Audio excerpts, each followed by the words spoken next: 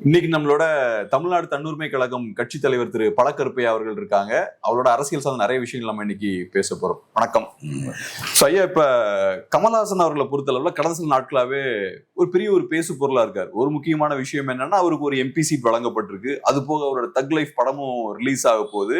அப்புறம் முக்கியமா ஒரு கான்ட்ரவர்சியும் இப்ப போய்கிட்டு இருக்கு. கர்நாடகால அவர் பேசும்போது மொழி குறித்து அவர் பேசுறாரு. அது பெரிய ஒரு கான்ட்ரவர்சியா மாறுது. சோ இப்ப கர்நாடகால இருக்கக்கூடிய அமைப்புகள் சொல்லக்கூடிய விஷயம் என்னன்னா, தமிழை விட நாங்க பழமையான ஒரு மொழி, சோ தமிழ்ல இருந்து வந்த ஒரு மொழி கிடையாது கன்னடம் அப்படின்ற விஷயங்கள் பேசுறாங்க. குறிப்பா கர்நாடகாவோட சிஎம் சித்தாராமையாவும் அதே விஷயத்த அவரும் பேசுறாரு. சோ அவங்க சைட்ல இருந்து நிறைய விஷயங்கள் இந்த மாதிரி நடக்குது. நம்ம தமிழ்நாட்டுல முதல்வர் பெருசா ரியாக்ட் பண்ணல. குறிப்பா தமிழ் அப்படின்ற கொஸ்டின் வரும்போது குறை. இப்ப நம்ம கமலஹாசன் முதல் நாள் ஏதோ பேச்சோடு பேச்சாக பேசினார். அவரை பொறுத்தவரை ராஜ்குமார் குடும்பத்தை சேர்ந்த ஒருவர் அந்த விழாவுக்கு வந்திருந்தார். அவரை பெருமைப்படுத்துவதற்காக என்னுடைய குடும்பம், அவரும் நானும் ஒரே குடும்பம் என்றெல்லாம் பேசிவிட்டு அப்படியே தமிழிலிருந்து வந்தது தானே கன்னடம் என்கின்ற இயற்கையான மெய்ப்பிக்கப்பட்ட ஒரு உண்மையை அவர் சொன்னார். சொன்ன பிறகு அவர்கள் கடுமையாக திரும்பி விட்டார்கள். சீதாராமையா முதலமைச்சரே அதை எதிர்த்து பேசினார். ஆகவே தான் அது கருதுவதற்குரியதாக மாறியது. மற்றவர்கள் வழக்கமாக ஆர்ப்பாட்டம் செய்கின்றவர்கள் தான். படம் வருகின்ற போதெல்லாம் ஆர்ப்பாட்டம் செய்வது, பிறகு சில வகைகளிலே சரி செய்து கொள்வது என்ற பழக்கம் உடையவர்கள் அவர்கள். ஆனால் அப்படி சொன்னவுடன் மறுநாள் அதிலேயே ஊன்றி நின்றிருக்க வேண்டும் கமல். அது என்ன, ஒரு வரலாற்று உண்மையை தானே சொன்னேன், மெய்ப்பிக்கப்பட்ட உண்மையை தானே சொன்னேன், ஆய்வுகளில் மேற்கொள்ளப்பட்ட ஆய்வுகளில் உண்மை என கருதப்பட்ட ஒரு கருத்தை தானே நான் சொன்னேன் என்றெல்லாம் அவர் சொல்லியிருக்க வேண்டாம். மறுநாள் கொஞ்சம் உழட்டி விட்டார். மன்னிப்பு கேட்கவில்லை, மன்னிப்பு கேட்க முடியாது என்று சொன்னாரே தவிர அன்பு மன்னிப்பு கேட்காது அது இது என்று சொல்லி அது நான் சொன்னது ஒரு வரலாற்று உண்மை, அந்த திரும்பவும் சொல்லுகிறேன், மெய்ப்பிக்கப்பட்ட உண்மை. இதை ஆராய்ச்சியாளர்கள் முடிவு செய்ய வேண்டும் என்பது சரி. நீங்கள் பேசுகிறீர்கள், நானும் ஆராய்ச்சியாளர்களுடைய கருத்தை தான் எடுத்து பேசுகிறேன் என்று சொல்லியிருக்க வேண்டும். அவர் சொல்லவில்லை. அவர்களுக்கு திரைப்பட நடிகர்களால் ஒரு கட்டத்திற்கு மேல் நுழைய முடியாது. ஏனென்றால் அவர்களுக்கு படம் போடுவதிலே ஏகப்பட்ட சிரமங்கள் ஏற்படும். இவர் எதையாவது பேசுவார், இவரை வீட்டு படம் எடுத்தால் பிறகு விவகாரமாகிவிடும் என்று படம் எடுப்பவர்கள் யோசிப்பார்கள். அது அவர்களுக்கே உள்ள. விஜய் தமிழ்நாட்டுக்கு கட்சி வைத்திருக்கிறார், தமிழை பற்றி பெருமையாக பேசுகிறார். அவர் சொல்ல வேண்டியதானே, கமலஹாசன் பேசியதில் என்ன பிழை, நீங்கள் வரலாறே அறியாதவர்களாக இருக்கிறீர்கள் என்று கேட்க வேண்டியதானே. இவரும் கேட்க மாட்டார். இவருக்கும் அந்த படம் அங்கே போய் சேர வேண்டும். ஆகவே தான் நடிகர்கள் அரசியல் நடத்துவதில் உள்ள சிரமம் இது. அவர்கள் ஒரு குறிப்பிட்ட வரையறைக்குள் தான் நிற்பார்கள், எக்கி போக முடியாது. மீண்டும் மீண்டும் அவர்கள் அதை விட்டு திரைத்துறையை விட்டு வந்து விட்டால் அதனுடைய போக்கு வேறு. திரைத்துறையை விட்டு வராமல் இருக்கின்ற போது அவர்களால் எட்டி அடி வைக்க முடியாது. அது ஒரு சிக்கல் இருக்கட்டும், அது ஒரு பெரிய விஷயமே இல்லை. கமல் சொன்னதை உறுதிப்படுத்தி சொன்னாரா? விஜய் ஏன் பேசவில்லை? விஜய் ஒரு அரசியல் கட்சி வைத்திருப்பதனால் நான் கேட்கின்றேன், நீங்கள் அதை உறுதிப்படுத்தி பேச வேண்டியதான் என்று. ஆனால் நம்முடைய முதலமைச்சர் ஏன் மௌனமாக இருக்கிறார் என்று எனக்கு தெரியவில்லை. செம்மொழி மாநாடு நடத்துகிறார்கள், திராவிடம் என்ற பெயரை இவர்கள் தாங்கி நிற்கிறார்கள். திராவிடம் என்பது இந்த 4-5 மொழிகளையும் உள்ளடக்கியது தான் திராவிடம். தமிழ்நாடு என்பது தமிழ் வழங்குகிற நாட்டை குறிக்கும். பிற மொழிகள் தமிழால் ஈனப்பட்ட மொழிகள் வழங்குகின்ற நாடு திராவிட நாடு தானே. இது கன்னடமும் களி தெலுங்கும் கவின் மலையாளமும் துடுவும் உன் உதரத்து உதித்தெழுந்து ஒன்று பல ஆயிடினும் ஆரியம்போல் உலக வழக்கு அழிந்து ஒளிந்து சிதையாவும் சீரிடமை திறமையந்து செயல் மறந்து வாழ்த்துதுமே என்று மனோன்மணிய சுந்தரம்பிள்ளை தமிழ் வாழ்த்து பாடுகிறார். அவர் சொல்லுகிறார், உன்னுடைய இரத்தத்திலிருந்து உதித்தெழுந்த மொழிகள் இவையெல்லாம் கன்னடம், மலையாளம், துளுவம் எல்லாமே. நீயும் வாழ்கிறாய், மக்களும் வாழ்கிறார்கள். ஆனால் ஆரியம் பல மொழிகளை வடக்கே ஈன்றெடுத்தது. பெறப்பட்ட மொழிகள் வாழ்கின்றனவே தவிர பெற்ற தாய் செத்து போய்விட்டாள் என்று அவர் ஒப்பிட்டு பேசுகிறார். பேச்சு வழக்கற்று போய்விட்டார். Not a spoken language. Sanskrit is not a spoken language. So we say it is a dead language. But it cannot be dead. Philosophically deep language Sanskrit. அது வேறு. ஆனால் எதற்காக இதை சொல்லுகிறேன் என்றால், கால்டுவெல் மிகப்பெரிய ஆராய்ச்சி செய்தார். கால்டுவெலுக்கு முந்தியவர்கள் ஆராய்ச்சி செய்தார்கள். ராமானுஜர் 4000 திவ்ய பிரபந்தத்தை திராவிட வேதம் என்று சொல்கிறார். ஆகவே ஆரிய வேதம் ஒன்று உண்டு, அது பிராமணர்களுக்கு உரியது. திராவிட வேதம் என்று உண்டு, அது 4000 திவ்ய பிரபந்தம். அந்த திராவிட வேதமும் ஆரிய வேதமும் பெருமாளுக்கு முன்னாலும் பின்னாலும் போகின்றவாறு ஏற்பாடு செய்கிறார் ராமானுஜர்.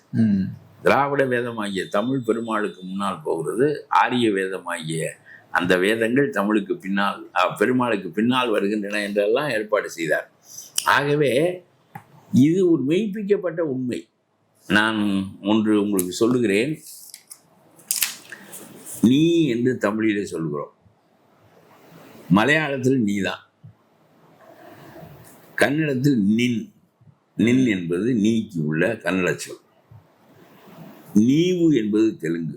இதில் என்ன பெரிய வேறுபாடு இருக்கிறது? தமிழிலிருந்து வருவதாக சொல்வது உங்களுக்கு எந்த விதத்தில் இழிவானது? பெற்ற தாயை தாய் என்று சொல்லு சமஸ்கிருதத்திலிருந்து வந்தது என்று வடநாடு முழுவதும் சமஸ்கிருதத்தை கொண்டாடுகிறது. மோடி பல ஆயிரக்கணக்கான ரூபாயை சமஸ்கிருதத்திற்கு ஒதுக்குகிறார். இதில் என்ன உங்களுக்கு இழிவு இருக்கிறது என்று கேட்கிறேன். என்னை தாய் பெறாமல் நானே பெற்றேன் என்று சொன்னால்தான் பெருமையா என்று கேட்கிறேன் நான். சரி சொல்லு, கன்னடத்திலிருந்து தமிழ் வந்தது என்றாவது சொல்லித்தொலை. அதையும் விட்டு விட்டு இங்கே பாருங்க, நான் என்பது தமிழ், நானு என்பது கன்னடம்.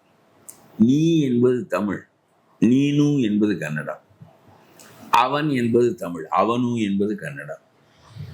இங்க வருங்க, உச்சி பொழுது என்பது தமிழ், நூன்.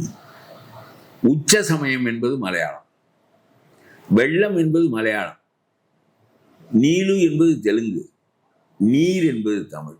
என்ன வேறுபாடு இவற்றெல்லாம் இருக்கிறது? தமிழிலே மகள், கன்னடத்திலே மகளு. நம்ம ஆள், அவன் ஆளு. நம்ம மக்கள், அவன் மக்களு. நம்ம தோட்டக்காரன், அவன் தோட்டக்காரனும். இதான் கன்னடம். ஆகவே இதில் சமஸ்கிருதம் நிறைய கலந்ததினால் அது வேற்றுமொழியாக உருவாக வேண்டிய நிலைமை ஏற்பட்டது. தமிழின் தூய்மையை போற்ற வேண்டும் என்று நாம் நினைப்பதற்கு மிகப்பெரிய காரணம், அயல் சொற்கள் கலக்க கலக்க எழுத்து வடிவமும் புதிதாக அமைந்து விட்டால் புதிய மொழியாக அது மாறிவிடுகிறது. எழுத்தச்சன் என்கின்ற ஆரியர் வேறொரு லிபியை மலையாளத்துக்கு வழங்கியதனால் 17ஆம் நூற்றாண்டில் மலையாளம் ஏறத்தாழ தமிழ், சேர நாட்டு தமிழ் மலையாளமாக மாறியது. ஆக அவையெல்லாம் இருக்கட்டும். இவையெல்லாம் திராவிட மொழிகள் என்பது அறியப்பட்ட உண்மைகள் என்று உங்களுக்கு தெரியவில்லை என்று சொன்னால் உங்களுடைய படிப்பு குறைபாடுடையது.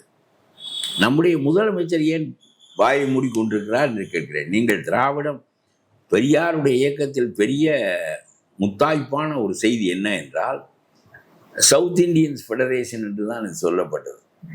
தென்னிந்திய நல உரிமை சங்கம். தென்னிந்தியர் என்றால் வட இந்தியர், வடக்கே இருக்கிற இந்தியர்கள், இவர்கள் தெற்கே இருக்க இந்தியர்கள் என்ற சொல்தானே தவிர அதில் ஒரு பெரிய பெருமைக்குரிய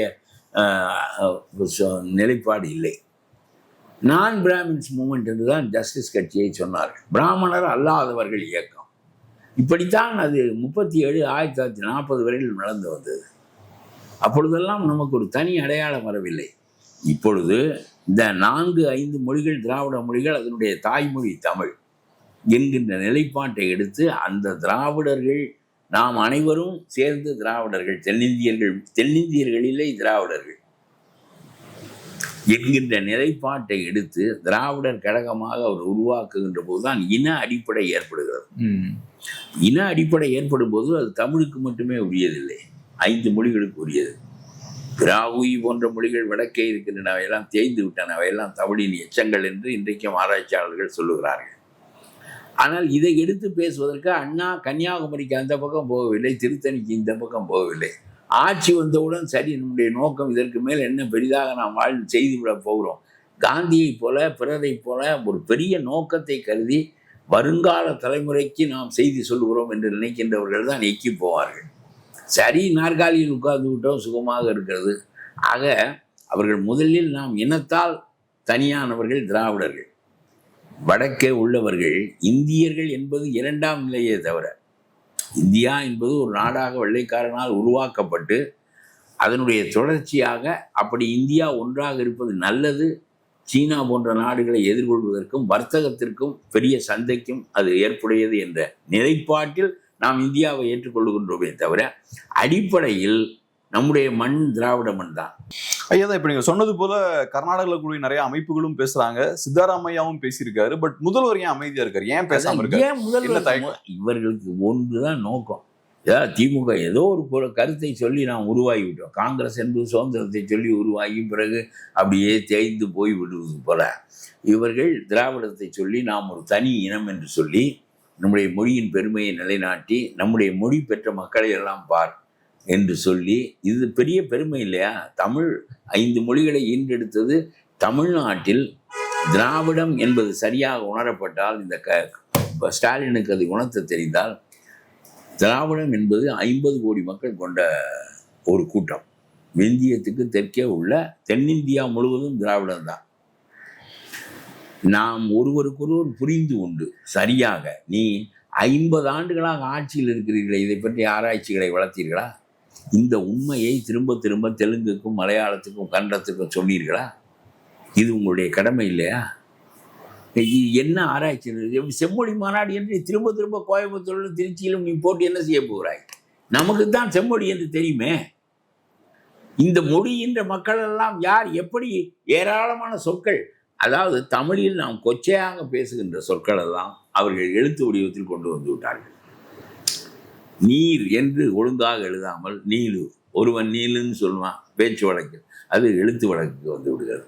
ஒருவன் இப்படித்தான் சொல்லுகின்றேன்.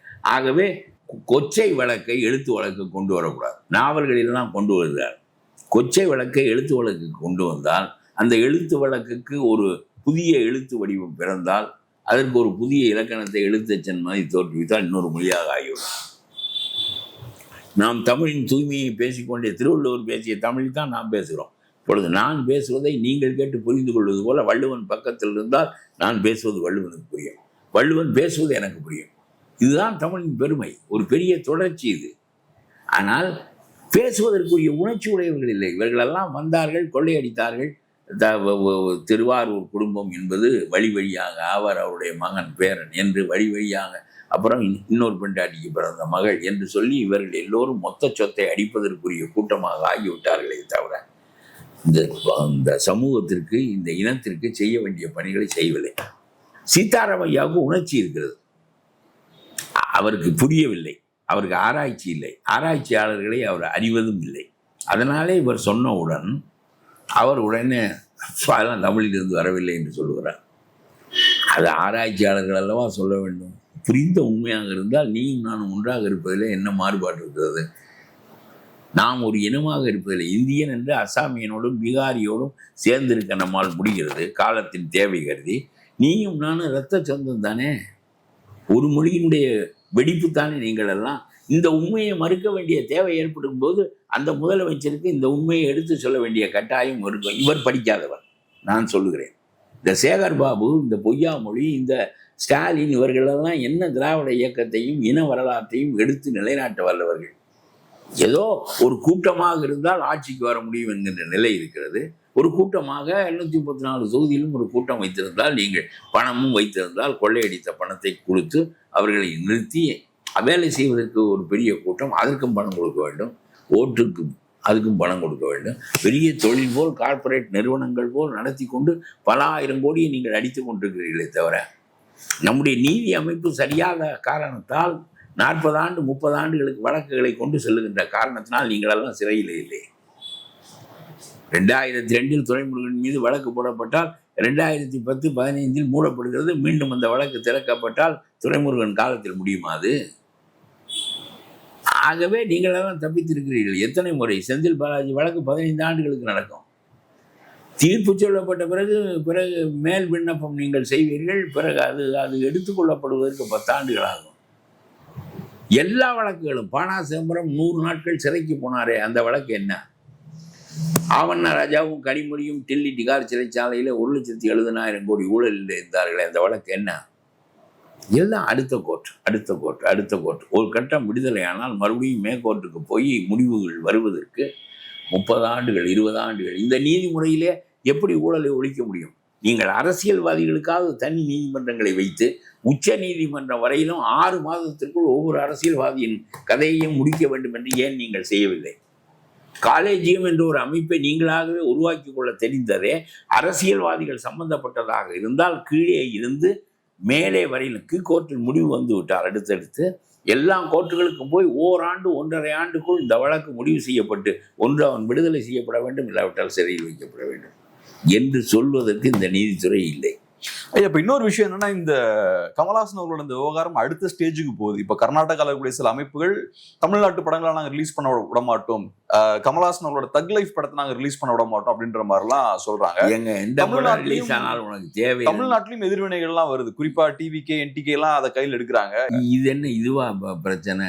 அவர் சொன்னது சரியா இல்லையா என்பதுதான் பிரச்சனை. நான் சொல்லுகிறேன், இது தொழில் ரீதியாக அவர்கள் கொண்டு போகிறார்.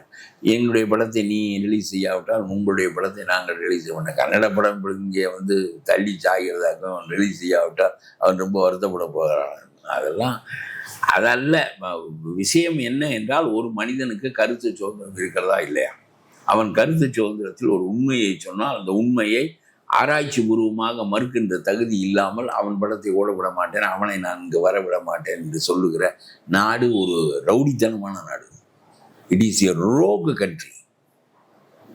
தலைவர்கள் இதை நேர்மைப்படுத்துவதற்கு முயல்வதில்லை. தலைவர்கள் கருத்துக்களில் ஆர்வமுடையவர்கள் இல்லை. அவர்கள் எல்லா நாடு முழுவதும் கொள்ளையடிப்பதே கொள்கையாக கொண்டவர்கள். ஏதாவது ஒரு உணர்ச்சியை தூண்டி விடுவதற்கு மட்டும்தான் அவர்கள் தயாராக இருக்கிறார்கள். கன்னடியன் தானாக பிறந்தவன் என்று சொன்னால் நம்முடைய மக்களுக்கு பெருமை என்று நினைக்கிறார். உண்மை என்ன என்பது, தாய் வழியாக பிறந்தோம் என்று சொல்வதில் என்ன குறைபாடு இருக்கிறது? இந்த திராவிட இயக்கம், இந்த திராவிடர் கழகம் இருக்கிறது, இந்த வீரமணி வரன் நம் குரண்டை விட்டு தூங்குகிறார். திராவிடம் தமிழிலிருந்து கன்னடம் பிறக்கவில்லை என்று சொன்னால் வீரமணி கொதிக்க வேண்டும், நம்முடைய ஸ்டாலின் கொதிக்க வேண்டும், அதிமுக காரர்கள் கொதிக்க வேண்டும், நாடு முழுவதும் கொதிக்க வேண்டுமா இல்லையா? எல்லாரும் பேசாமல் இருக்கிறார்களே. எத்தனை கட்சிகள், பெரிய மறுமலர்ச்சி திராவிட முன்னேற்ற கழகம், நாட்டில் 108 கட்சிகள், வெடித்து கிளம்பிய கட்சிகள் 108 இருக்கின்றன. யார் பேசுகிறார்கள்? ஒரு முதலமைச்சர் இதை பேசவில்லை என்றால் நீ எதற்காக தமிழ்நாட்டுக்கு முதலமைச்சராக இருக்கிறாய் என்று நான் கேட்கின்றேன். சித்தாராமையா தன்னுடைய கடமை என்று சொல்லுகிறார். அவருடைய கருத்தில் பிழை இருக்கிறது என்று சொல்ல உன்னால் ஏன் முடியவில்லை? அதற்கு என்ன சான்று காட்டு? நான் சொல்லுகிறேனே, நீ என்பதை நீவு நின் என்று சொல்லுகிறாய், அவன் நீவு என்று சொல்லுகிறான். என்ன பெரிய தமிழிலிருந்து வேறுபட்டது பிற மொழிகள் எல்லாம் என்று 100 மகள் என்பதை மகளு என்று நீ சொல்லுகிறாய். கொச்சை வழக்கை நீ எழுத்து வடிவப்படுத்துகிறாய். நான் தூய தமிழில் அந்த சொல்லையே அப்படியே எழுதுகிறேன். ஆகவே இதெல்லாம் நம்ம தகுதியற்ற முதலமைச்சர்கள். கொள்ளையடிப்பது ஒன்றுதான் அரசியல் என்று ஆகிவிட்ட பிறகு இன உணர்வு போகும், மொழி உணர்வு போகும், பிற உணர்வுகள் போகும். சும்மா இந்தியை எதிர்க்கிறேன் என்று சொல்லிக் கொண்டிருக்கலாமே தவிர இந்தியால் தமிழ் அழிகிறது என்று சொல்லிக் கொண்டிருக்கலாம். எந்த ஒரு மொழியையும் நம் மீது திணிப்பதற்கு அவர்களுக்கு உரிமை இல்லை. ஆகவே இந்தி அப்பாற்பட்டு நிற்க வேண்டிய ஒரு மொழி தான். நமக்கு எது தேவை என்பது நாம் முடிவு செய்து கொள்வோம். இந்தி இங்கே வந்தால் 2ஆந்திர குடிமக்கள் ஆகிவிடுவோம். அதில் ஒன்றும் மறுப்பில்லை. நாங்கள் ஒன்றும் தமிழை மீது திணிக்கவில்லையே. தமிழிலிருந்து கன்னடம் வந்தது. நாங்கள் எல்லோரும் ஒரு இரத்த மக்கள் என்கின்ற உண்மையை நிலைநாட்டுவதன் மூலம் நமக்கு வலிமை ஏற்படும். நாம் ஒரு திராவிட நாடாக இருப்பதற்கான நியாயங்கள் வரலாற்றில் இருக்கின்றன. சிந்து சமவெளி நாகரிகத்தினுடைய தொடர்ச்சி நீ என்றைக்காவது பேசியிருக்கிறாய்? அதை சிந்து சமவெளி நாகரிகத்தின் தொடர்ச்சி தானே அது. ஒரு 3500-3000 ஆண்டுகளுக்கு முந்தியது. இந்தியாவை உருவாக்கிய நாகரிகங்களே 2 தான். ஒன்று வேதிக் கல்ச்சர், இன்னொன்று இண்டஸ் வேலி கல்ச்சர். அதில் மலையாளத்துக்கும் உரிமை உண்டு, கன்னடத்துக்கும் உரிமை உண்டு, தெலுங்குக்கும் உரிமை உண்டு. அது ஏன் உங்களுக்கு புரியவில்லை என்று கேட்கிறேன். ஒரு நாகரிகத்தின் தொடர்ச்சி என்று கருதாமல் என்ன நீ ஒரு கொச்சை தமிழை எழுத்து வடிவப்படுத்தி கொண்டு ஒரு மொழி என்று வைத்துக்கொண்டு உண்மைகளை அறியாமல் அறிவுபூர்வமாக இல்லாமல் நீ பேசுகிற நம்முடைய முதலமைச்சர். இவருக்கு டாஸ்மார்க் வழக்குத்தான் உறுத்துகிறது, மகன் உள்ளே போய் விடுவானோ என்பதுதான் உறுத்துகிறது. கெஜ்ரிவால் மாதிரி கடைசி நம்முடைய வாழ்க்கை சிறையிலே தான் முடியுமோ என்பதுதான் உறுத்துகிறதே தவிர தமிழை பற்றி இழிவுபடுத்திய நிலையில் ஸ்டாலினுக்கு உறுத்தவில்லை, வீரமணிக்கு உறுத்தவில்லை, திராவிடம் பேசுகிற ஒருத்தனுக்கும் உறுத்தவில்லை.